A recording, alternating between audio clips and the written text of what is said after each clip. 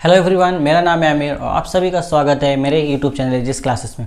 आज की वीडियो में हम स्टार्ट कर रहे हैं वेरिएशन चैप्टर।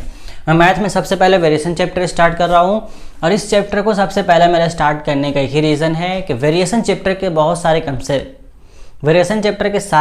कंसेप्ट आपके फिजिक्स में यूज़ होते हैं। मतलब फिजिक्स में जितने भी लॉज दिए गए हैं उन लॉज को आप बिना वेरिएशन के कंसेप्ट के नहीं समझ पाओगे। और फिजिक्स और मैथ में पैरेलली एक साथ पढ़ाऊंगा, इसलिए मैं सबसे पहले आपको वेरिएशन चैप्टर पढ़ा रहा हूँ। इसका कंसेप्ट बताने के बाद हमारा फिजिक्स भी स्टार्ट हो जाएगा। ठीक है, तो ये समझते कि वेरिएशन होता है क्या आपका। हम सबसे पहले देखेंगे वेरिएशन वर्ड जो है इसका मीनिंग क्या होता है। जो वेरिएशन वर्ड का जो मीनिंग होता है किसी चीज़ में चेंज होना। मतलब कोई एक पर्टिकुलर आप कोई एक सेम ग्रुप का चीज़ ले लो और उसमें अगर आपको किसी भी तरह की चेंजिंग देखने को मिले, किसी भी तरह का डिफरेंस देखने को मिले तो उसको हम बोलेंगे वेरिएशन। जस्ट फॉर एग्जाम्पल आप 20 बॉयज़ का एक ग्रुप ले लो। मतलब किसी क्लास में 20 बॉयज़ हैं आपके, आप 20 बॉयज़ का ग्रुप ले लो और अब 20 बॉयज़ के ग्रुप में इसमें आप हाइट को ले लो, हाइट।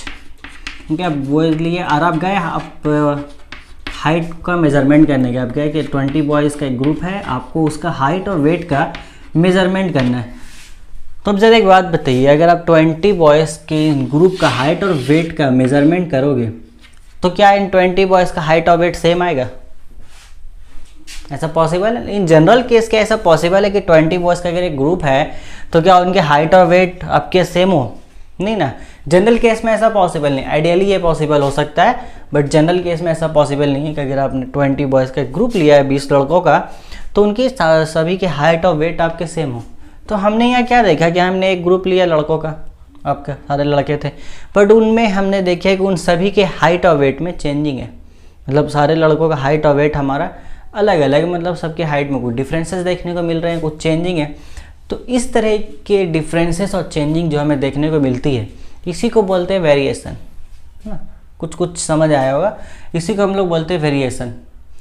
एक और एग्जांपल लेते हैं हम टेम्परेचर का। अभी टेम्परेचर बहुत ही ज़्यादा चेंज हो रहा है, बहुत ज़्यादा।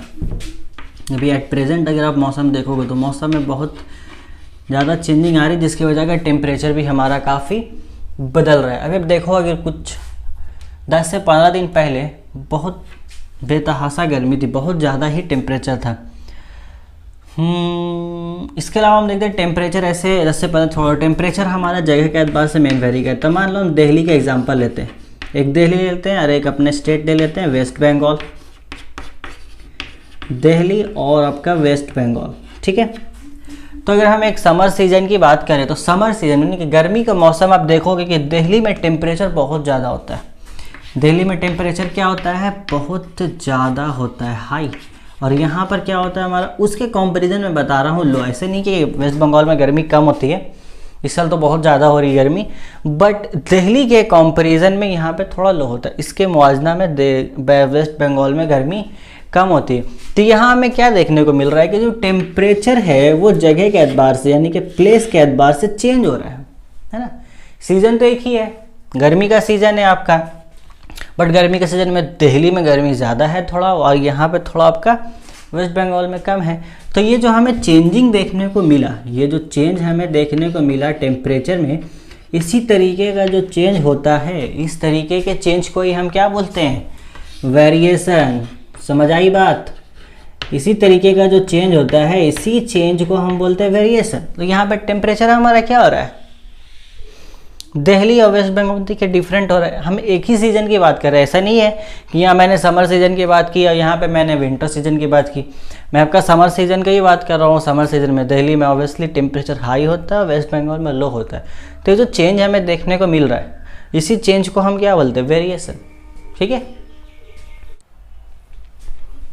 तो ये तो हमने देखा है कि वेरिएशन वर्ड का जो मीनिंग है वो क्या होता है। अब हम देखते हैं मैथमेटिकली वेरिएशन किसको बोलते हैं? मैथमेटिकली वेरिएशन कहाँ एग्जिस्ट करेगा? डिफिनेशन देखते हैं। Mathematically variation only exist if the quantity और amount of a thing changes due to change in another. मतलब किसी एक चीज़ में चेंज होने की वजह कर दूसरे चीज़ में भी चेंज आए, इस तरह का चीज़ जो चेंज होता है उसमें वेरिएशन बोलते हैं हम लोग। मतलब मैथमेटिकली क्या बोलता है कि जो वेरिएशन वो डिपेंडेंट है। सभी हम जस्ट फॉर एग्जांपल जो टेम्परेचर का जो एग्जांपल हमने लिया था, तो टेम्परेचर जो वैरी करता है ना, तो ये टेम्परेचर किसके अकॉर्डिंग, किस पर डिपेंड करके वैरी करता है? ये ये टेम्परेचर तो डिपेंड करता है हमारा मौसम पर, सीज़न के ऊपर। जिस तरीके का सीज़न रहेगा टेम्परेचर वैसा ही होता है ना। अगर विंटर सीजन है तो टेम्परेचर लो होता है, समर सीजन है तो टेम्परेचर हमारा आपका हाई है। इसके अलावा और भी बहुत सारे सीजन है, ऑटमन सीजन है, तो उसमें क्या होता है टेम्परेचर हमारा मॉडरेट होता है, ना बहुत ज़्यादा हाई है ना बहुत ज़्यादा लो है। तो यहाँ पे हम क्या देखने को मिला कि ये जो टेम्परेचर है ये किस पे डिपेंड कर रहा है, ये हमारा डिपेंड कर रहा है सीजन पे। अगर सीजन में चेंज आता है तो टेम्परेचर में भी चेंज आएगा। तो यहाँ हम क्या बोलेंगे, मैथमेटिकली यहाँ पे वेरिएशन एग्जिस्ट करेगा। कि मैथमेटिकली क्या बोल रहे हो, वेरिएशन ओनली एग्जिस्ट, वेरिएशन सिर्फ तभी एग्जिस्ट करेगा जब आपका किसी चीज़ की क्वांटिटी या अमाउंट में, है ना, यहाँ पे टेम्परेचर का जो अमाउंट है वो चेंज हो रहा है। क्वांटिटी या उसको लेवल भी बोल सकते हैं, क्वांटिटी और अमाउंट और level of a thing, level और लेवल यहाँ लिखा ऑफ थिंग वही है, और level of a thing changes due to change another, क्योंकि यहाँ पे टेम्परेचर का लेवल हमारा चेंज हो रहा है। किसकी वजह का चेंज हो रहा है भाई, राइस सीजन की वजह का चेंज हो रहा है। ओके, इसके अलावा हम एक और डिफरेंट एग्जांपल, हाँ मान लीजिए ग्रोसरी शॉप है, उस ग्रोसरी शॉप है, वो ग्रोसरी शॉप वाला सिर्फ राइस बेचता है, सिर्फ और सिर्फ चावल, सिर्फ होते हैं बहुत से ग्रोसरी शॉप है जो पर्टिकुलर सिर्फ राइस बेचते हैं। अब वो राइस बेच रहे भाई, उसके पास 40 रुपीज़ के का भी राइस है, 38 रुपीज़ का भी राइस है, इसके अलावा वो आपका 28 रुपीज़ के का भी राइस बेचता है, 34 रुपीज़ के का भी राइस बेचता है, बहुत सारे। तो बेच तो राइस ही रहा है, तो इतने सारे डिफरेंट प्राइसेस क्यों आखिर, सवाल है। अगर इतने सारे डिफरेंट प्राइसेस क्यों हैं, ऐसा बात है, इतने सारे जो डिफरेंट प्राइसेस हैं ये डिपेंड अपॉन, ये किस पे डिपेंड कर रहे हैं, चावल के जो प्राइसेस किस पे डिपेंड कर रहे हैं, चावल के क्वालिटी के ऊपर। इसकी जो क्वालिटी है, जितनी उम्दा किस्म की क्वालिटी होगी चावल में, जितना बेहतरीन किस्म का चावल होगा उसकी प्राइस उतनी ज़्यादा होगी। उससे थोड़ा लो क्वालिटी का चावल होगा तो 38 रुपीज़ का प्राइस में बिक्री होगा, मतलब इसके कंपैरिजन में। तो यहाँ पे जो राइस की जो प्राइस है ये किस पे डिपेंड किया हमारा, ये डिपेंड किया राइस की क्वालिटी के ऊपर। तो हम यहाँ लिख सकते हैं price of rice, price of rice depends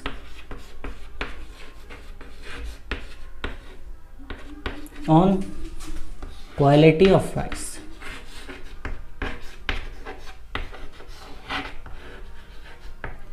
तो यहाँ पर हमें राइस के प्राइस में चेंजिंग देखने को मिला, है ना। राइस के जो प्राइसेस थे इसमें हमें चेंजिंग देखने को मिला, किसे वजह कर, क्वालिटी की वजह कर। मतलब अगर क्वालिटी में चेंज आता है, इसमें चेंज आएगा, तो भैया इनके जो प्राइसेस है इसमें भी चेंज आएगा आपका, है ना। तो यहाँ पे एक चीज़ में चेंज आने की वजह का दूसरे चीज़ में भी चेंज आया। तो इस तरीके का हमें रिलेशन देखने को मिलता है किसी दो पर्टिकुलर चीज़ में, तो वहाँ पर हमारा मैथमेटिकली वेरिएशन एग्जिस्ट करेगा। ये हुआ ओवरऑल डिफिनेशन की बात। आगे देखते हैं आप कि वेरिएशन में और क्या बोलते हैं ये। तो अब चेंज जो है वो आपका दो प्रकार के देखने को मिलता है। इस तरह का जो डिपेंडेंसी देखने को मिलती है वो दो प्रकार के देखने को मिलती है। इसी को लेते हैं हम लोग चावल वाले एग्जाम्पल को, जैसे quality of rice, quality of rice. अब क्वालिटी ऑफ राइस जितना ज़्यादा अच्छा होगा प्राइस आपका उतना ही ज़्यादा होगा। प्राइस ऑफ राइस,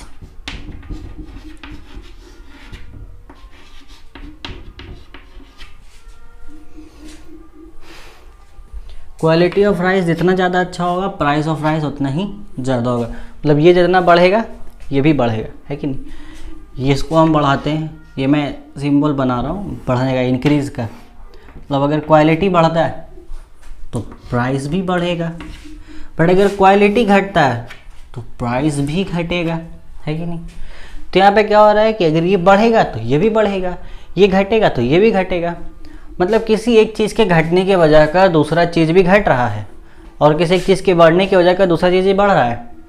तो इस तरह का जो वेरिएशन होता है इसको हम बोलते हैं डायरेक्ट वेरिएशन, ठीक है। मैथमेटिकली, मैथ की भाषा में इस तरह के वेरिएशन को हम क्या बोलेंगे, डायरेक्ट वेरिएशन। क्या बोलेंगे आप, वो डायरेक्ट वेरिएशन बोलोगे साथ साथ, डायरेक्ट वेरिएशन। जो अभी तक कॉपी और कलम नहीं निकाले हैं जल्दी से निकाल ले, लिखिए। सिर्फ सुनना थोड़ी ना है, लिखना भी तो है। ये सारे जो मैंने लिख रखे इसको आपको भी तो लिखना है, कम से कम ये डेफिनेशन तो लिखिए, एग्जाम्पल्स तो देखने की लिखने की ज़रूरत नहीं है, इसको तो लिखिए। तो क्वालिटी मतलब ये बढ़ेगा तो ये भी बढ़ेगा, ये घटेगा तो ये भी घटेगा। तो इस तरह का जो वेरिएशन मतलब एक चीज़ बढ़ा है ना, एक चीज़ बढ़ा उसके साथ दूसरा चीज़ बढ़ा, ये घटा तो ये भी घटा। इस तरह के वेरिएशन को हम क्या बोलते हैं? Direct variation. ठीक है, ये हो गया भैया डायरेक्ट वेरिएशन। अब वेरिएशन, अच्छा एक चीज़ तो मैंने बताया नहीं, या वेरिएशन का सिंबल मैंने लिखा नहीं आपका, ये है वेरिएशन का सिंबल। इस सिंबल से हम वेरिएशन से दिखाते हैं।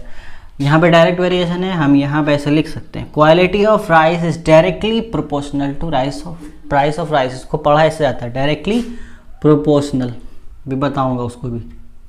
ठीक है, अच्छा वेरिएशन का जो साइन उसको ऐसे ही बनाने की आप कोशिश करें इस तरीके से, कि अगर आप ऐसे बनाओगे तो ये अल्फ़ा का साइन हो जाता है, और इसको पूरा ऐसे मिलाना भी नहीं है, ये इन्फिनिटी का साइन हो जाता है। तो ना ऐसे बनाना, ये भी गलत है, ये तरीका भी गलत है, ये सही है। मतलब आपका थोड़ा सा ये झुका रहेगा इधर, ये भी ऐसे पूरा मिला नहीं रहेगा, और इसको हटा दोगे तो फिर ये अल्फ़ा हो जाता है। तो ध्यान रहे वेरिएशन बनाते हुए ये इस तरीके से बने। खैर वो बनाते बनाते हो जाएगा आपका। अच्छा चलिए, तो हम कुछ एग्जाम्पल से लेते हैं। क्वालिटी ऑफ प्राइस, यहाँ पे कुछ न्यूमेरिकल वैल्यू लेकर के हम देखते हैं। आपकी बुक से ही एग्जाम्पल लेते हैं। चलिए इसको मैं मिटाता हूँ अभी, है ना। उम्मीद करता हूँ आपको समझ आया होगा कि वेरिएशन किसको बोलते हैं, वेरिएशन का क्या मीनिंग है, मैथमेटिकली वेरिएशन कब हमारा एग्जिस्ट करेगा, और डायरेक्ट वेरिएशन क्या है। चलिए अब हम एक एग्जाम्पल लेते हैं। कोई दो बुक के इस एग्जाम्पल को देखते हैं जो एग्जाम्पल दिया बुक में। डायरेक्ट वेरिएशन क्या बोलता है हमारा, कि अगर एक क्वांटिटी बढ़ती है तो उसके रिस्पेक्ट में दूसरी क्वांटिटी भी बढ़ेगी, और एक क्वांटिटी अगर घटती है तो उसके रिस्पेक्ट में दूसरी क्वांटिटी भी घटेगी। बट मैथमेटिकली हम इसको कैसे चेक करेंगे? मैथमेटिकली एक रूल बनाया गया चेक करने का। मतलब डायरेक्ट वेरिएशन मैथमेटिकली तभी एग्जिस्ट करेगा जब हमारा a by B equal to K यहाँ पे क्या है हमारा, k is non zero constant. ये बताऊंगा सब, घबराओ नहीं, नए नए नाम सुनकर सब बताऊंगा है क्या ये लोग अभी। k is non zero constant मतलब वो एक कांस्टेंट वैल्यू देगा। मतलब अगर कोई दो वेरिएबल आपस में डायरेक्ट वेरिएशन में है, मतलब अगर ये बढ़े तो उसके रिस्पेक्ट में भी बढ़े, तो कैसे पता चलेगा? उसको डिवाइड कीजिए, a बाई बी को हम डिवाइड करते हैं। चलिए ले लेते हैं। सबसे पहले क्या लेंगे, 90/60। आइए इसको डिवाइड किए तो कितना आ रहा है, जल्दी से काटिए इसको, जल्दी से काटिए, देर मत कीजिए। कितना आएगा, 30 के पारा से करते इसको, 30 दिया 90, 30 दूना 60, 3/2। चलिए दूसरा देखते हैं, 30/20। 0 से 0 मर गया, कितना बचा, 3/2। इसके बाद 12/8, 4 दिया 12, 4 दूना 8, 3/2।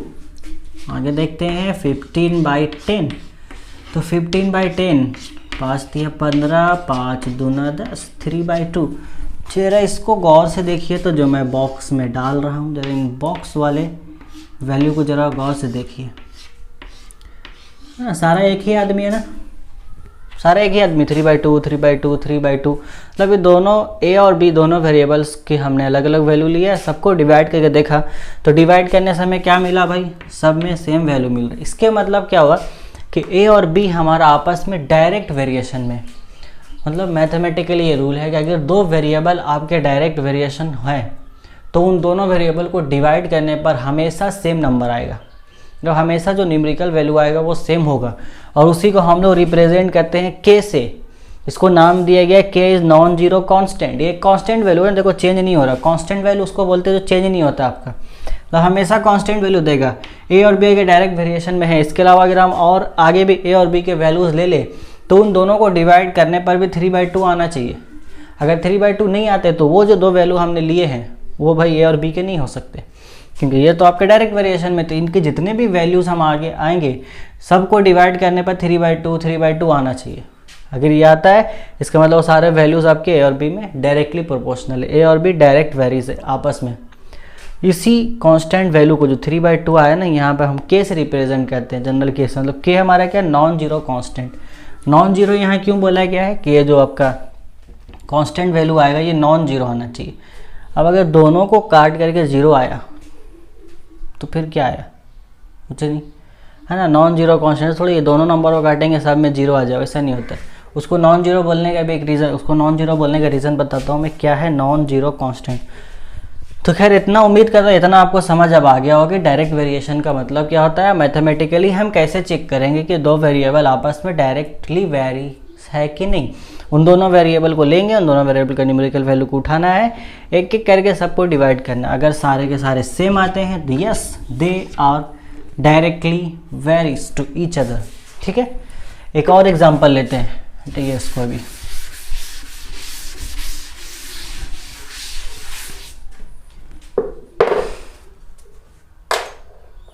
और एग्जांपल लेकर देखते हैं हम पी और क्यू वेरिएबल का। जितने भी एग्जांपल्स मैं ले रहा हूँ सारे बुक के एग्जांपल्स हैं, बाहर के एग्जांपल्स मैं नहीं लूँगा अभी कुछ भी, सारे आपके बुक के एग्जांपल्स ले रहा हूँ आप, ताकि इसको ईजिली बुक में भी देख ले।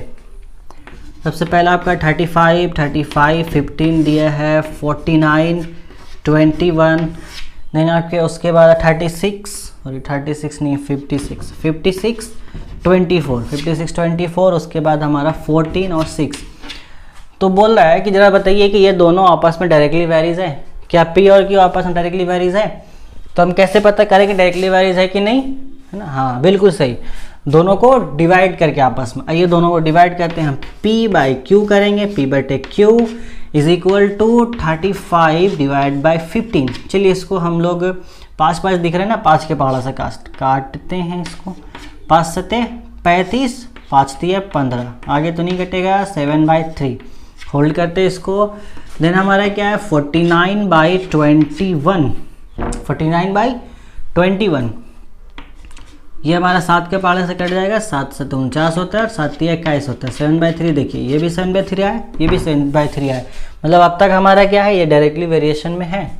आगे देखते हैं आगे के वेरिएबल्स, मैंने आगे का जो न्यूमेरिकल वैल्यू है वो है कि नहीं।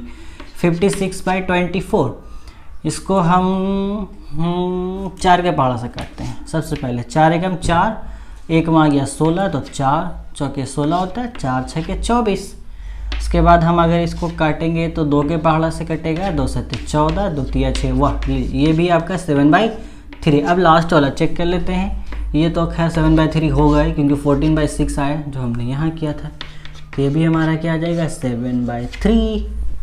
तो ज़रा गौर से देखिए जितने भी आपके वैल्यूज़ आए हैं सारे के सारे क्या है, ये जो आया है डिवाइड करके कांस्टेंट वैल्यू आया है सब में, 7/3 7/3 7/3। तो यस हम बोलेंगे यस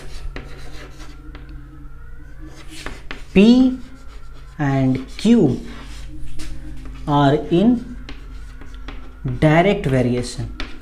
P और Q क्या है आपस में डायरेक्ट वेरिएशन में। अब अगर दो वेरिएबल्स को डिवाइड करके आपस में वो एक ही नंबर बार बार दे रिपीट करे कांस्टेंट वैल्यू को, तो हम उसको बोलेंगे कि यस वो दोनों वेरिएबल आपस में डायरेक्टली वेरीज हैं। ये मैथमेटिकली तरीका है चेक करने का इसको, ठीक है। तो समझ में आया इतना, इसको मिटाते हैं, जगह कम पड़ी है। अब आगे बात करते हैं इसमें और थोड़ा सा डिटेल में बात करते हैं डायरेक्ट वेरिएशन के बारे में। अब चूंकि P और Q डायरेक्ट वेरिएशन है आपके, मतलब वो दोनों आपस में डायरेक्टली वेरीज करते हैं, तो मैथ हमारा ये बोलता है, मैथ्स में हमारा चैप्टर आपके वो बोलता है कि अगर दो वेरिएबल लिखते हैं, if two variables are in direct variation, if two variables are in direct variation, then we can write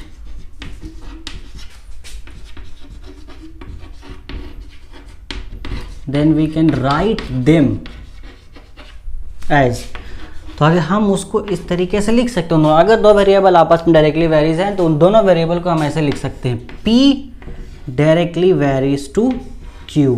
P और Q को देखे थे ना, उस तरीके से A और B भी थे हमारे, तो A डायरेक्टली वेरीज B। अब ये जो हमारा साइन है ये वेरिएशन का साइन है। अब नेक्स्ट स्टेप में हम क्या करेंगे कि इस वेरिएशन के साइन को हटाएंगे। जब हम वेरिएशन के साइन को हटाते हैं तो इस वेरिएशन को साइन को हटा करके इक्वल टू देंगे हम, और इस वेरिएशन के साइन के जगह पर, चौक बड़ा गिर रहा है आज, हम K लिखते हैं। हाथ में ये क्यू, मतलब वेरिएशन का साइन हमने हटाया और उसके रिप्लेस करके उसके जगह पे हमने के लिखा। ये क्या के क्या है, ये है आपका एक नॉन जीरो कांस्टेंट, मतलब ये कांस्टेंट वैल्यू। वो देखा आपने ना पिछले एग्जांपल में देखा कि ए और बी वाले केस में क्या था 3/2, बार बार ये रिपीट हो रहा था डिवाइड करने पर। इसमें क्या हो रहा था 7/2 हमारा रिपीट हो रहा था। तो वही 7/2 जो वैल्यू बार बार आ रहा था वही एक्चुअल में के है। समझे बात को? यहाँ पे भी हम इसको ऐसे लिख सकते हैं a इक्वल टू वेरिएशन का साइन हटा करके हमारा k आएगा और ये आपका b। ये जो हम साइन देते हैं कांस्टेंट का, इसको नॉन जीरो कांस्टेंट भी बोला जाता है, इसके अलावा इसको प्रोपोर्शनल कांस्टेंट ही बोला जाता है। k is a non zero proportional constant, k is a non zero variation constant. तो यहाँ पे क्या है, ये वेरिएशन कांस्टेंट है आपका। इस केस में ये क्या हो गया हमारा 3/2। हमने क्या कर दिया, क्योंकि हमारे पास हमें दो एग्जांपल्स लेना, दो वेरिएबल के, इसके अलावा हमारे पास तो बहुत सारे न्यूमेरिकल वैल्यूज है। तो हम कैसे पता करेंगे कि सारे वेरिएबल्स में क्या है? मतलब इस एक्सप्रेशन का कहने का मतलब ये है, अगर आपको बोल दिया जाए कि भैया t है और s है, ये दोनों आपस में डायरेक्टली वेरिएशन है, ये दोनों आपस में डायरेक्टली वेरीज करते हैं, तो हम यहाँ पे t को इस तरीके से लिख सकते हैं कि t is directly varies to s और t is equal to K S, ये लिख सकते हैं हम इसको। और फिर हम यहाँ से अब k हटा लेंगे, k इज इक्वल टू क्या आ जाएगा, इधर चला जाएगा k is equal to t/s। मतलब t/s को हम जब भी डिवाइड करेंगे, ये दोनों डायरेक्टली वेरिएशन है आपस में, तो इन दोनों को हम जब भी डिवाइड करेंगे तो हमें हमेशा एक कांस्टेंट नंबर मिलेगा और k हमारा यहाँ पे उसी कांस्टेंट नंबर को रिप्रेजेंट कर रहा है। और ये हमेशा नॉन जीरो होगा, मतलब ये जीरो नहीं हो सकता है। अगर ये जीरो होगा तो फिर सारा मामला गड़बड़ है। अगर ये वेरिएशन कांस्टेंट ही जीरो हम कर देते हैं यहाँ पर, मतलब यहाँ पे जीरो कर देते हैं इसको, तो क्यों जीरो इंटू समथिंग, आप जीरो को किसी भी चीज़ से मल्टीप्लाई करोगे जीरो हो जाएगा, तो p इक्वल टू क्या है जीरो, तो वहाँ पे कोई रिलेशन ही एग्जिस्ट नहीं करेगा। इसी वजह कर इसको नॉन जीरो कांस्टेंट रखा है, मतलब वो कांस्टेंट है बट नॉन जीरो, वो जीरो नहीं आएगा। जीरो आता तो कोई रिलेशन ही एग्जिस्ट नहीं करेगा वहाँ पे दो वेरिएबल्स के बीच में। तो जब कोई रिलेशन ही एग्जिस्ट नहीं तो डायरेक्ट वेरिएशन तो दूर दूर तक नहीं मिलेंगे आपको। इसी वजह कर इसको नॉन जीरो बोला गया, मतलब कि ये जो k है वो जीरो नहीं होगा। आप जब भी क्वेश्चंस बनाओगे, अगर आप इस k देते हो वहाँ पर, तो आपको ब्रैकेट में ये लिखना होगा कि k is non zero constant. सिर्फ कांस्टेंट लिखने से नहीं चलेगा, नॉन जीरो कांस्टेंट, ठीक है, तो ध्यान रखेंगे। तो ये ओवरऑल हमारा बात हो गया डायरेक्ट वेरिएशन के बारे में। आई होप सो कि ये आपको पूरे तरीके से क्लियर हुआ होगा। चलिए अब इसके बाद हम आगे बढ़ते हैं। आपका इसका जो सेकंड टाइप है वो है आपका इनडायरेक्ट वेरिएशन, या उसको इन्वर्स वेरिएशन भी बोलते हैं। क्या बोलते हैं? इन्वर्स वेरिएशन और इनडायरेक्ट वेरिएशन। तो ये जस्ट उल्टा है डायरेक्ट वेरिएशन का। इनडायरेक्ट वेरिएशन, इनडायरेक्ट वेरिएशन और इन्वर्स। तो इन्वर्स वर्ड से आपको समझ में आ रहा होगा कि उल्टा हो गया ना यहाँ पे काम। डायरेक्ट वेरिएशन में क्या हो रहा था? डायरेक्ट वेरिएशन में क्या होता है, एक क्वांटिटी बढ़ रही थी, दूसरी क्वांटिटी उसके रिस्पेक्ट में बढ़ रही थी, या फिर एक क्वांटिटी घट रही थी तो उसके रिस्पेक्ट में दूसरी क्वांटिटी भी घट रही थी। यहाँ पर क्या होगा कि अगर एक क्वांटिटी बढ़ती है तो उसके रिस्पेक्ट में दूसरी क्वांटिटी घटेगी। समझिए आप।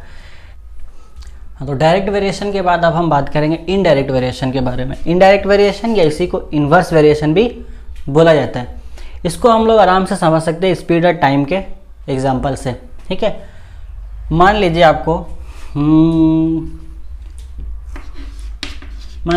आसनसोल से बनपुर जाना है। ये आपको आसनसोल से बनपुर जाना है, ठीक है। आसनसोल से बनपुर जाना, तो आप एक बात बताएं मुझे, अगर आप साइकिल से जाते हो, सबसे पहले आप गए साइकिल से बनपुर गए, पहले आपने आसनसोल से बनपुर आप साइकिल से गए, फिर सेकेंड टाइम आप बाइक से गए। तो अब ज़रा बताइए, साइकिल से जाने पर जितना टाइम लगेगा क्या उतना ही टाइम बाइक से जाने पर लगेगा आपको? डिस्टेंस सेम है, मैंने यहाँ पे डिस्टेंस आपका सेम रखा है, आसनसोल से बनपुर ही जाना है आपको। तो अब जरा बताइए कि क्या साइकिल से जाने में जितना टाइम आपको यहाँ से यहाँ पहुँचने में लगेगा, क्या उतना ही सेम टाइम आपको बाइक से यहाँ से वहाँ आने में लगेगा? नहीं ना। तो ऐसा बात नहीं लगेगा। क्यों नहीं लगेगा? क्योंकि साइकिल में जो आपकी स्पीड थी, बाइक में स्पीड उससे ज़्यादा है ना। मतलब साइकिल की स्पीड कम थी बाइक के रिस्पेक्ट, मतलब जब साइकिल से गए तो आपकी स्पीड कम थी, बाइक से गए तो स्पीड आपका बढ़ गया।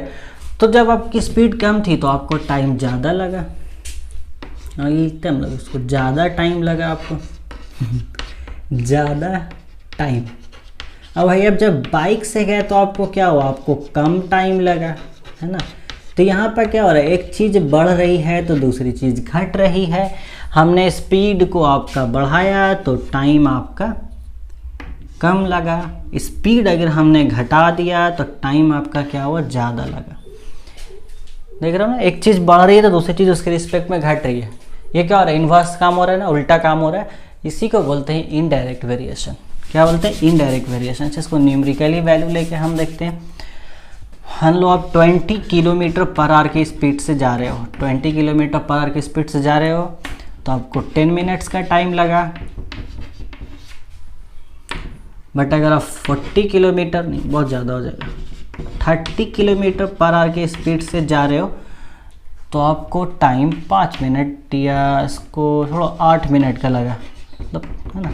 ओवरऑल अपने मन से मैं वैल्यू ले रहा हूँ, इसको अब रिलेट मत करने लगना रियल लाइफ एग्जांपल से, बस समझाने के लिए मैं ले रहा हूँ। तो यहाँ देखो मैंने स्पीड बढ़ाया तो टाइम क्या हुआ, कम हो लगा ना। स्पीड मैंने यहाँ क्या किया, तो 20 से बढ़ा करके 30 कर दिया और टाइम हमारा यहाँ पर घट गया। ठीक है, तो चलिए सर ये तो समझ में आया। जिस तरीके से डायरेक्ट वेरिएशन में क्या होता था, एक क्वांटिटी बढ़ी तो दूसरी क्वांटिटी उसके रिस्पेक्ट में बढ़ रही है, और अगर एक क्वांटिटी घट रही है दूसरे उसके रिस्पेक्ट में दूसरी क्वांटिटी भी आपकी घट रही है ना। यहाँ पे आपका क्या हो रहा है, एक क्वांटिटी बढ़ रही है दूसरी क्वांटिटी घट रही है। अगर मैं इसको घटा दूँ, आपकी 30 किलोमीटर की स्पीड थी, मैं इसको 30 से घटाकर 15 किलोमीटर पर आवर कर देता हूँ, तो फिर क्या होगा, 30 किलोमीटर के केस में 8 मिनट का वक्त लग रहा था, तो इसमें ऑलमोस्ट डबल आपका 15 मिनट का टाइम लगेगा जाने में। ये घटा तो वो बढ़ गया, तो ये हमारा ये इनडायरेक्ट वेरिएशन है ना। अच्छा सर, तो जिस तरीके से डायरेक्ट वेरिएशन में हमें मैथमेटिकली कैसे पता करते थे, हाँ दोनों वेरिएबल्स को डिवाइड करके, अगर हम दोनों वेरिएबल्स के न्यूमेरिकल वैल्यू को डिवाइड करते हैं और डिवाइड करने पर हर बार सेम न्यूमेरिकल वैल्यू आता है, तो इससे हमें क्या पता चलता है कि वो दोनों वेरिएबल आपस में डायरेक्टली वेरीज करते हैं, डायरेक्टली वेरीज है। इसी तरीके से इनडायरेक्ट वेरिएशन के लिए भी तो कोई तरीका होगा, है ना। जी बिल्कुल है, ये उसको देखते हैं। अच्छा, इसको एरेज कर देते हैं हम, हाँ इसको एरेज करते हैं। एक आपके बुक का एक एग्जांपल लेते हैं जो आपके बुक में दिया गया है। आपका बुक के एग्जांपल लेते हैं 2, 12, इसके बाद क्या है आपका 3, 8, 6, 4, 4, 6। ये आपका किसी चीज़ का लिया गया है, कोई वेरिएबल है ए और बी,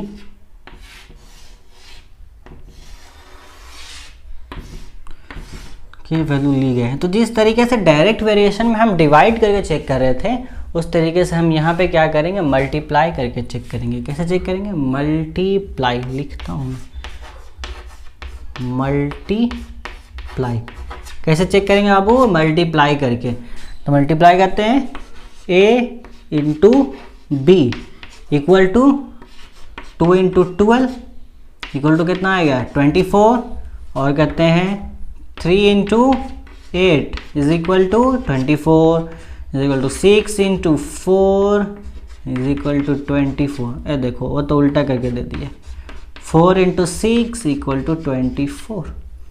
अब जरा इन नंबर्स को गौर से देखिए, ये सभी चचे आपस में बना ना, सारे मैंने सब सेम आदमी है, कोई डिफरेंट नहीं है। जिस तरीके से वहाँ हमारा डिवाइड करके सेम आ रहा था, उसी तरीके से हमारे यहाँ पे क्या हो रहा है, मल्टीप्लाई करके सेम आ रहा है ना। तो डायरेक्ट वेरिएशन होने पर हम कैसे लिख रहे थे, डायरेक्ट वेरिएशन होने पर हमने ऐसे लिखा था A directly varies to B. Indirect variation पे हम लिखेंगे A varies B, A varies B. इस तरीके से वेरीज 1 बाई बी हम लोग लिखेंगे ऐसे। ए 1 बाई बी का मतलब होता है इनडायरेक्ट वेरिएशन, यानी कि इसको हम क्या बोलते हैं, इनवर्स वेरिएशन। यहाँ पे वही सेम है। अच्छा, इसको मिटाते हैं थोड़ा सा, ये समझ में आया आपको ना। हम लोग मल्टीप्लाई करके देखेंगे इस केस में, इनवर्स वाले केस में